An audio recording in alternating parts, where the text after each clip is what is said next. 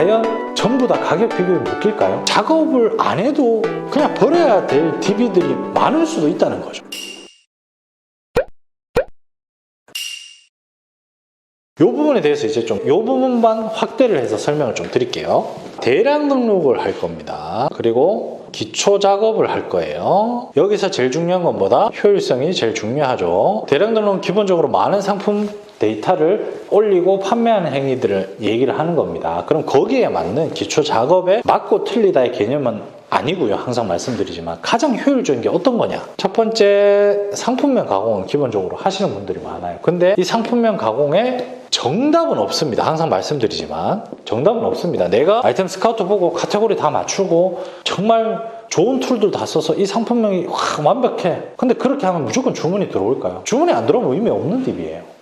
이해가 되시겠죠? 그러니까 그 방법이 가장 좋다 틀리다는 누구나 말할 수 있지만 그게 과연 이 대량 등록에 맞냐 안 맞냐, 팔아보기도 전에 처음부터 그 작업을 하는 게 효율적인가 효율적이지 않은가를 말씀드리는 겁니다. 자, 그럼 상품명 정답이 없는 상태에서 최소화된 상품명을 하는 거예요. 뭐 아이템 스카우트를 봐도 괜찮지만 내가 작업을 설계할 때 너무 복잡하면 안 돼요. 체크하는 포인트가 많으면 이 상품명 가공 하나만으로도 시간이 많이 걸립니다. 그래서 상품명 가공은 최소화되게 최대한 다르게만 표현해 본다 라는 개념을 가지고 좀 접근을 하시는 게 좋아요.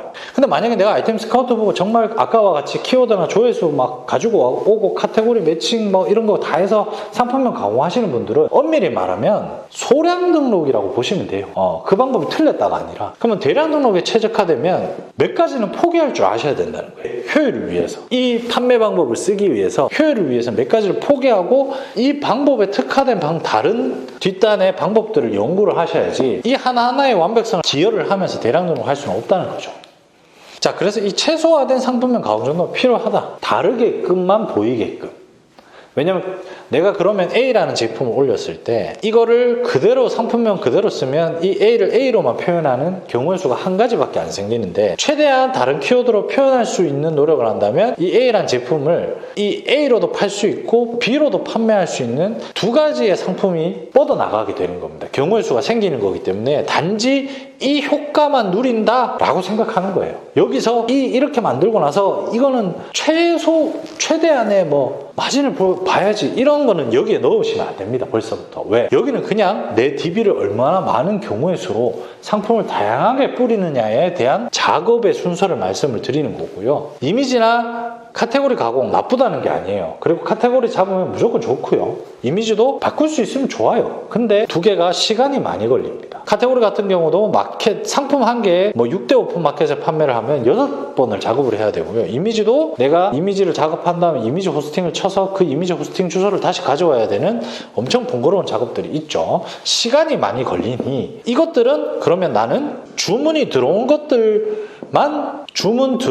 것들 기준으로 고도화시켜야지라는 전제를 깔 수도 있는 거예요. 근데 이 전제가 100% 완벽하냐? 아니라고요. 나의 설계라고. 합리적인. 자, 대량 등록하고 백단에서는 상품이 계속 많이 등록이 될 거예요. 그러면 이 내가 등록하는 그 최초 구간에서 부하가 걸리면 난 이거 상품명도 정말 열심히 완벽하게 이미지도 다 바꾸고 카테고리 다 바꾸고 올리려면 많은 상품이 절대 핸들링이 될 수가 없습니다. 이해가 되시겠죠? 그래서 좀 러프하게 좀 포기할 건 포기하는 식으로 처음에 등록하기 전 단계에서는 대량 등록의 메커니즘상 이 많은 DB를 완벽하게 고도화시키고 등록할 수가 없다고요. 여러분들이 대량 등록을 선택했다면. 그렇기 때문에 최소한의 버릴 거는 버리고 완벽성보다는 일단은 경우의 수를 늘리는 작업 방향으로 하고 상품을 등록하고 난 뒤에 주문이 들어온 것들에 대한 부분을 고도화시켜 나가자. 왜? 어찌됐든 간에 주문조차 들어오지 않으면 이 제품 자체가 구매력이 없는 제품군일 수도 있다라는 생각을 할 수도 있거든요. 그럼 그 구매력이 없는 것들을 다 버리고 일단은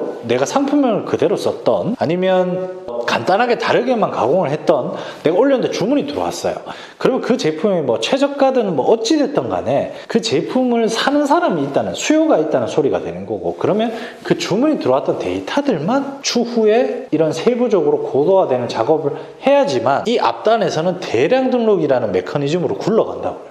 이해가 되시겠죠? 근데 이렇게 대량 등록 처음에 등록할 때부터 여기서부터 부하가 걸리고 상품명 완벽하게 해야지 여기서부터 부하가 걸리면 이 뒷단에 할 일도 없고 여기서 부하가 걸려가지고 한 6개월에 5,000개 정도 등록하면 많이 등록한 거거든요. 그럼 이건 사실 엄밀히 말하면 대량 등록은 아닙니다. 이해가 되시겠죠? 그러면 대량 등록에서 우리가 얻을 수 있는 건 뭐냐? 너무 많은 경우의 수예요. 자, 우리가 예를 들어 볼게요. 원본 상품, 상품명 가공을 안 하고 그대로 올렸어요. 그러면 예를 들면 셀리어스도 지금 10만 개라는 상품이 있고요. 도매매 뭐 300만 개 정도 있고 오너클랜 300만 개 있습니다. 자, 그럼 이 데이터들이 중복되는 것도 있겠지만 거시적으로 봤을 때 온라인 셀러들이 이 원본 그대로 등록했을 때 과연 전부 다 가격 비교에 묶일까요? 저는 제가 봤을 때 이 중에서 안 묶이는 것들이 한 40% 정도는 안 묶일 것 같습니다. 다시 말해서 원본 그대로 올렸는데 그냥 그 제품을 올린 사람이 나밖에 없는 거야. 그런 DB가 많을 수밖에 없어요. 아직까지도. 왜? 요즘에 들어오는 초보 셀러들은 대부분 처음에 이렇게 원본으로 플레이하는 것 자체에 대한 거부감이 많으니까 이렇게 하시는 분들이 거의 없다고요. 결국은 내가 아이템 스카우트에 좋은 키워드를 가지고 그 키워드로 표현할 수 있는 제품군에 초보 셀러들이 다시 몰리는 현상이 나타납니다. 이해가 되시죠? 그래서 이런 경우의 수도까지 다 잡을 수 있잖아요. 그냥 바꾸지 않고 올렸는데 내가 준 마진을 뭐 한 5%든 10%든 15%든 20%든 볼 수 있으면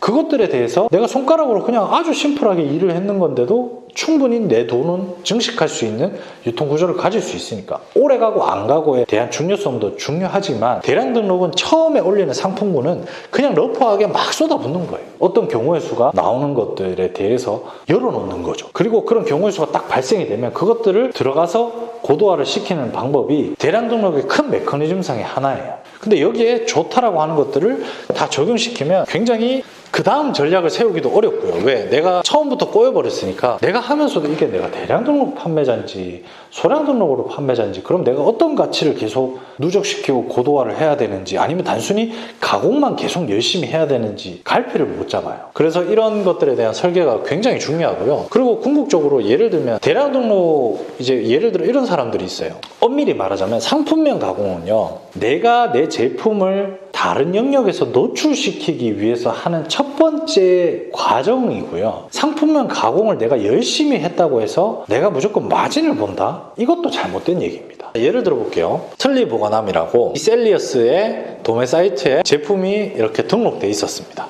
틀리 보관함 등록돼 있었고 이 제품이 5,000원일 수 있어요.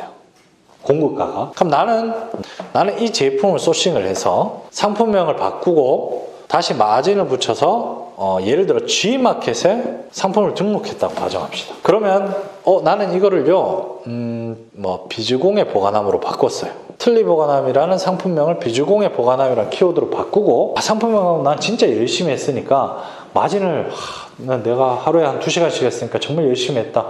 그럼 마진 상품명 강화한 거는 난 무조건 20% 이상 볼래 또는 30% 이상 볼래 라고 보통 여기서 정하는 사람들이 많아요. 근데 이 지금 30% 정하는 거는요 30% 정하면 5,000원에서 출발해서 수수료 마켓 수수료 한 15%랑 그 다음 마진 30% 더해서 약 한 얼마 정도 되죠? 자, 셀리어스 마진 계산기로 해보면 이게 마진율이 판매가에 대한 마진율로 생각하시는 분이 있는데 저희는 그냥 셀리어스는 원가에서부터 이렇게 계산해 나가는 거거든요. 그래서 마진율 30%에 수수료 15% 책정하면 약 한 8,000원 정도 나옵니다. 판매가가. 그러면 나는 여기서부터 이미 판매가를 정해놓고 근데 이게 합당할까요? 내가 노력했다는 이유만으로 무조건 30% 가공한 거는. 과연 그게 대량 등록의 메커니즘에 맞을까요? 이거에 대한 근본적인 생각을 좀 하셔야 됩니다. 자, 8,000원에 올렸는데 G마켓에 올렸어. 비주공예 보관함 8,000원으로. 근데 비주공예 보관함 치고 G마켓에서 실질적으로 뭔가를 검색해보니 나랑 비슷한 모양을 가진 제품들이 약 한 4,200원, 3,800원의 가격대를 형성하고 있다고 칩시다. 자, 그러면 이 제품은 안 팔리는 거예요. 물론 어쩌다 한 개씩 팔릴 수는 있지만 그 팔릴 확률이 계속 떨어지는 거죠. 왜? 그러면 내가 대량 등록은 이런 거를 우리가 하루에 5,000개씩 밀어넣잖아요. 그럼 이런 거 일일이 다 확인할 수 있을까요? 못한다고요. 그러면 내가 이 원본 DB, 결국 내가 키워드 바꾼 이 비즈공예 보관함이 이 G마켓 상에서 경쟁자랑 결국 소비자가 결제를 하는 그 화면에서의 최적화를 못한 상태에서 내가 그냥 원본 상품 가공할 때 가공했으니까 무조건 30% 봐야지 이렇게 설정해놓고 5,000개를 다 일괄적으로 30% 마진 올려가지고 상품을 등록하면 이런 초유의 사태가 일어날 가능성이 높다. 확률적으로. 이해가 되시겠죠? 자, 그러면 이렇게 묻는 사람이 있겠죠. 3,800원이면 4,200원에 G마켓에 가격이 형성돼 있으면 애초에 이 도매 사이트 제품이 잘못되지 않았냐라고 묻는 사람이 있어요. 왜? 공급가가 5,000원이에요. 아무리 싸게 파도 이런 거 맞출 수가 없잖아요. 그래서 제가 말하는 거예요. 이 공급처가 잘못된 게 아니라 이런 데이터들을 아무리 내가 지지고 볶아도 안 팔릴 수 있는 데이터가 있을 수 있다. 그런 데이터가 많을 수도 있고 적을 수도 있고 도매사마다 다릅니다. 근데 그 데이터들을 우리가 결국은 이 중에서 의미 있는 데이터를 뽑아서 나한테 의미 있는 판매가를 형성해서 돈을 벌게 해주는 게 위탁 판매의 본질인데 이 중간 처리를 하는 게 위탁 판매잖아요. 그래서 그 중간 마진을 먹는 거잖아요. 그럼 이 중간 처리를 잘해야 되는데 이 의미 있는 데이터인지 아닌지도 모르는 상황에서 내가 가공했다는 이유만으로 30% 일괄적으로 적용해서 올리는 게 이런 의미 없는 TV는 아예 주문이 안 들어오면 날려야 되잖아요. 굳이 여기에 부가가치 내 시간을 녹일 필요가 없잖아요. 그래서 대량 등록은 이런 것들에 대해서 큰 의미를 부여하지 말고 일단 시장의 최저가는 아니어도 괜찮아요. 근데 내가 예를 들어 A라는 도매 사이트를 설정했다 또는 셀리어스를 내가 초반에 셀리어스로 내가 선정을 했어. 그럼 셀리어스에 있는 데이터를 5,000개를 가공할 때 이 셀리어스에 있는 상품 하나하나 최저가인지 아닌지가 의미가 없어요. 왜? 상품만 가공하면 또 그 가격이 바뀔 거고 시장가가 그걸 일일이 확인하는데 너무 시간이 많이 걸리잖아. 그죠? 그럼 이 5,000개를 그냥 내가 볼 수 있는 최저 마진에 대한 기준이 있어야 돼요. 내가 이거를 5,000개를 예를 들면 스마트 스토어에 판매를 하겠다 또는 G마켓에서 판매를 하겠다라고 하면 그 각각의 오픈마켓에 판매를 할 때 내가 영마진이 안 나는 최저 마진에 대한 룰을 알고 있고 상품명 가공했으나 안 했으나 모든 데이터를 일단은 대량 등록은 메커니즘은 5,000개 올리는데 가공을 했든 말든 한 번에 이 5,000개가 양질의 5,000개가 되는 걸 포기하셔야 돼요. 왜? 계속 상품을 많이 밀어넣어야 되는 메커니즘 속에서 이 한 번에 짠 하고 완성된 5,000개 엑기스가 안 나온다고요. 그러면 계속 밀어넣는 과정에서 버릴 거는 버리고 주문 안 들어온 것들은 다 버리고 주문 들어왔던 것들에 대해서 재분석이 들어가게끔 내가 업무 설계를 해놓으면 이 과정이 되게 간소화될 거라. 대량 등록에 맞게끔 설계가 되는 거라.